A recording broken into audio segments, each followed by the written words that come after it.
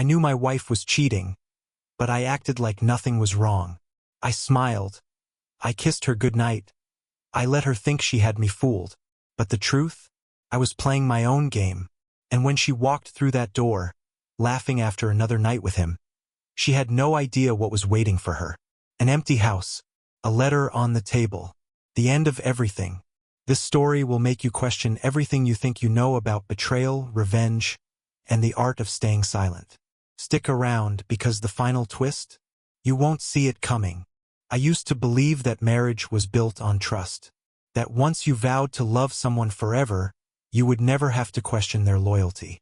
Foolish, isn't it? I see that now. Because trust is nothing more than a house of cards. And the moment a gust of doubt sweeps through, it all comes crashing down. It started with little things. A shift in her tone when she spoke to me. A slight hesitation before she kissed me goodnight. The way she turned her phone screen away when a notification popped up. Nothing obvious, nothing I could accuse her of. But I noticed. Her name is Emily, my wife of 7 years. The woman I once believed was my soulmate. I used to think I knew everything about her. The way she hummed absent-mindedly while washing the dishes. How she curled her toes when she laughed too hard. The way she would steal my hoodies and claim they were hers. But the woman standing before me now? She was someone else. A stranger wearing my wife's skin. The first real clue came on a Wednesday. She told me she was meeting up with some old college friends for dinner. I didn't question it, why would I? But when I went to do the laundry later that night, I found a crumpled receipt in her jacket pocket. A fancy Italian restaurant. A reservation for 2. And a bill far too expensive for just a casual dinner with friends. My stomach twisted. I stood there, staring at that slip of paper, my hands trembling. I could feel my pulse hammering in my skull, but I didn't let myself jump to conclusions. Maybe there was an explanation. Maybe I was overthinking. But deep down, I knew. That night, when she came home, she smelled different. A new perfume, one I'd never smelled on her before. She was laughing softly to herself, her cheeks flushed, her eyes alight with something I hadn't seen in years. Excitement. Desire. But not for me. She kissed me on the cheek, whispered, "I missed you," and walked past me like nothing was wrong. I stood there, the receipt burning in my palm, and realized something. She thought I was blind. But I wasn't. And I wasn't going to let her know that I knew. Not yet. I always imagined that if I ever found out my wife was cheating, there would be a confrontation. A screaming match. A dramatic exit. But that night, standing in our kitchen with that crumpled receipt in my hand, I made a different choice. I decided to stay silent. Emily was good at lying. I'll give her that. She still kissed me good morning, still texted me during the day, still played the role of a loving wife. But now I saw the cracks in her performance. The way her eyes flickered with guilt when I told her I loved her. The way she hesitated before answering my questions. I started watching her. Not in an obvious way. I didn't follow her or go through her phone. That would have been too easy. Instead, I studied her. The little inconsistencies. The subtle shifts. She started working late more often. Her business trips became more frequent. When she left for the gym, she came back freshly showered, smelling like cologne that wasn't mine. One night, I pretended to fall asleep on the couch while she sat beside me, scrolling through her phone. I kept my breathing steady, my body still. And then I heard it. A message. A soft vibration. The tiniest gasp from her lips. Then silence. I felt her shift beside me, glancing at me to see if I had noticed. I didn't move. She thought she was safe. That was the moment I knew, without a doubt, that she was in love with someone else. But knowing wasn't enough. I needed proof. The next morning, I started preparing. I met with a lawyer during my lunch break. I transferred our savings into a private account. I made copies of every financial document I could find. Step by step, I was building my escape plan. She had no idea. And I wasn't just going to leave her. I was going to destroy the perfect little fantasy she had built. Knowing wasn't enough. Watching wasn't enough. I needed to see him. The man she was willing to risk everything for. The man who had taken what was mine. Emily had become predictable. Every Thursday evening, she had her yoga class. She would leave the house in her leggings and tank top, a rolled-up mat under her arm, and drive off with the same rehearsed smile.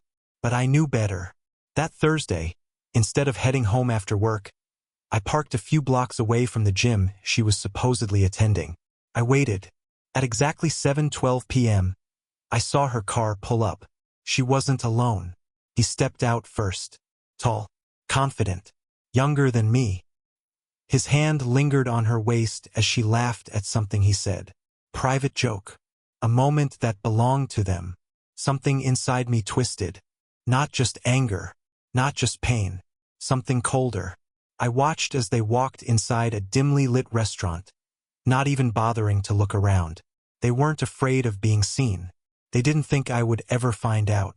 I wanted to walk in, grab him by the throat, and watch the realization dawn on her face. I wanted her to feel the same burning betrayal that was coursing through my veins. But that wasn't part of the plan. Instead, I took pictures, photo after photo of them smiling, touching, leaning in too close. Evidence. Proof. Every click of my phone's camera was another nail in the coffin of our marriage. I left before they did. That night, when Emily came home, she found me in the kitchen, making dinner. She walked up behind me, wrapped her arms around my waist like she always did, and pressed a kiss to my neck. I closed my eyes. I almost laughed. She still thought I was blind. But soon she would see. I had what I needed, proof. But proof wasn't enough. I didn't just want to leave her. I wanted her to feel it, to taste the betrayal, to watch everything she had built crumble before her eyes. So I played my part. I became the perfect husband. I brought her flowers for no reason. I left her little notes on the bathroom mirror, telling her how much I loved her. I cooked her favorite meals, poured her wine, touched her gently as if she were still the woman I adored. And she believed it. She looked at me differently, as if she were seeing me again for the first time. Sometimes, she hesitated before leaving for her meetings. Sometimes, I caught her staring at me with something close to regret. But it was too late for that. One evening, as we sat on the couch watching a movie, her phone buzzed beside her. A name flashed on the screen, Tyler. I didn't react.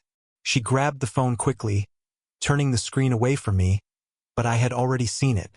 She forced a smile, pretending she wasn't in a hurry to reply. I reached out and tucked a strand of hair behind her ear. Everything okay? I asked softly. She nodded too quickly. Yeah. Just work stuff. Liar. I leaned in, kissed her forehead, and smiled. And that was when I saw it, the guilt in her eyes. It was fleeting, barely there, but I caught it. Good. Let it eat her alive. The next morning, I started closing the final trap. I met with my lawyer again. I finalized the paperwork. I secured every asset that was rightfully mine. She thought she was playing a game. But the real game, it had just begun. The game was working. Emily had no idea what was coming. She still left on her business trips. She still spent her nights out with friends. But something had changed. She was nervous now, restless, like a woman standing on the edge of a cliff, sensing the ground shifting beneath her feet. And I was the one shaking it. One evening, I left my phone on the kitchen counter. Screen unlocked, messages open. A text from an unknown number sat there, perfectly timed, just as she walked by. Everything is set. We'll finalize the divorce papers soon. She froze mid-step. I saw her glance at the screen, her breath catching. For a moment, she didn't move. Then, as if realizing she had been staring too long, she continued into the living room, pretending she hadn't seen a thing. But I saw the way her hands trembled when she picked up her glass of wine. Good. Let the fear sink in. The next morning, I set another trap. I left a folder on my desk in my home office, half open, just enough for a curious mind to peek inside. Inside were copies of financial transfers, real estate adjustments, and at the very top, a document labeled divorce settlement. I went for a run, leaving the house empty. When I returned, the folder was slightly out of place. She had looked. That night, she tried harder than usual. She made my favorite meal. She sat closer to me on the couch. She laughed at my jokes. Too much, too loud, too desperate. I kissed her goodnight like nothing was wrong. Because for me, nothing was. But for her, the cracks were forming. And soon everything would break. Emily was unraveling. She thought she was careful, but I knew her too well. I saw it in the way her fingers drummed against the kitchen counter when she thought I wasn't looking. The way she checked her phone too often, deleting messages faster than usual. The way she suddenly wanted to spend more time together. Guilt was creeping in. Or maybe fear. Either way, I didn't care. I kept playing my part. One evening, as we sat on the patio, she reached for my hand, lacing her fingers through mine. "We should take a trip," she said, forcing a smile. "Just us. Somewhere quiet. Somewhere nice." I tilted my head, pretending to think. "That sounds amazing. But what about work? And, your yoga classes?" The way her smile faltered was almost too perfect. She laughed. Too quick, too forced. "I can skip a few classes. I just think, we need this." Need this?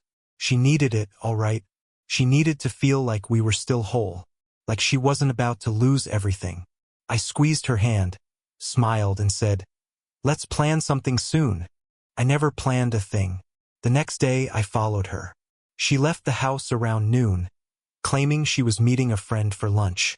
I gave her a 5-minute head start before getting into my car and taking a different route into town. I already knew where she was going. I parked across the street from a small boutique hotel, and there she was. Emily stepped out of her car, adjusting her hair, checking her reflection in the window. Nervous, excited, alive in a way she hadn't been with me in years. A few minutes later, he arrived. Tyler. They didn't hesitate. No looking over their shoulders. No guilt in their movements. She walked straight into his arms, kissed him as if I never existed, and they disappeared inside. I didn't need more proof, but I still took pictures. Not for a lawyer, not for revenge, for her. Because one day, I was going to show her exactly what I had known, exactly what I had seen, and that day was coming soon. Emily still had no idea. Every morning, she kissed me like nothing had changed. Every night, she curled up beside me as if we were still the couple we used to be. But she was different now, more affectionate, more present, more desperate. She felt something shifting, even if she couldn't name it. I gave her just enough to hold on to. I smiled when she spoke, touched her waist as I passed, kissed her forehead before bed. I let her believe for just a little longer that she still had me. But I was already gone. I started making small changes she didn't notice at first. I moved some of my clothes out of our closet. Little by little, an empty space grew where my things used to be. I withdrew my name from joint accounts one at a time so subtly she wouldn't check until it was too late. I stopped leaving my wedding ring on the nightstand before bed. It was always on my finger, always there. But one night I didn't put it back on. I left it in my drawer, and I waited. The next morning she noticed. Her eyes flicked to my bare hand as I sipped my coffee. A quick glance, so quick she probably thought I didn't see it. But I saw everything. "Hey," she said, casual, too casual. "You forgot your ring last night." I pretended to be surprised. "Huh, didn't even realize." She forced a smile. "You always wear it." "Do I?" I shrugged. "I guess I just wasn't thinking about it." That shook her. I could see it in the way she gripped her coffee cup a little too tightly. I kissed her cheek before leaving for work, just to remind her that I could still play the part better than she ever could. That night, she initiated sex. It had been months since she had done that. Maybe longer. I almost laughed. Almost. But I went through with it. Because I wanted her to believe, for just a little longer, that she still had control. Because when I finally pulled the rug out from under her, I wanted her to feel it. I wanted her to break. And the moment was getting closer. Emily was unraveling faster now. She thought I didn't notice the way she stared at me when she thought I wasn't looking. The way she checked my phone when I left it unattended, searching for something, anything, that might tell her what was happening.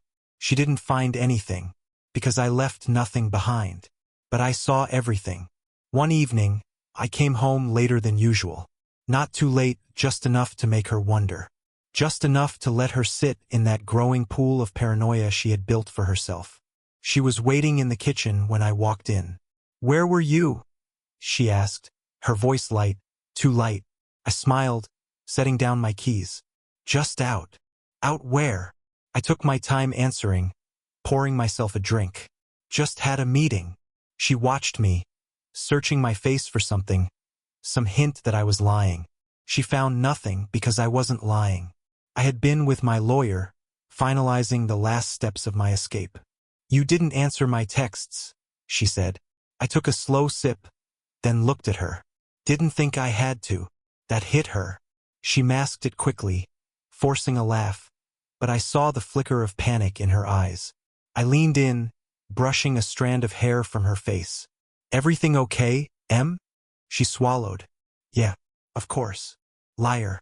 That night she barely slept. I could feel her shifting beside me, restless, her mind racing. Good. The next morning I gave her the final push. Before leaving for work, I kissed her like I always did. But this time, just as I pulled away, I let my fingers linger on her chin, tilting her face to mine.